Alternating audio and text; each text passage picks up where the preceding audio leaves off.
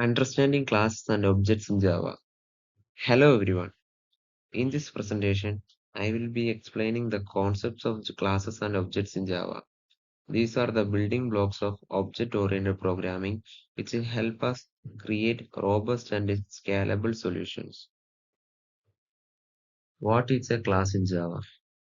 A class in Java acts like a blueprint or template. It defines the structure and behavior that objects created from it will have. Think of it like a house plan. Before building a house, we need a plan that defines the room and layout. Similarly, a class defines the data and behaviors, but it is not the actual object itself. What is an object? An object is an actual instance created from a class, while a class is just a plan. An object is the real thing. For example, if dog is a class, then Tommy, a golden retriever with a name, age, and color, is an object of the class.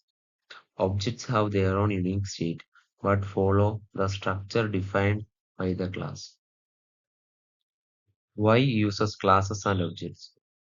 Classes and objects give us three main advantages. First, modularity. We can organize code into smaller, reusable units. Second, real-world modeling.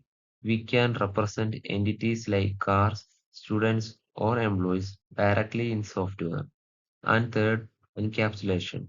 We bundle data and methods together, which protects the data and it makes code easier to understand and maintain.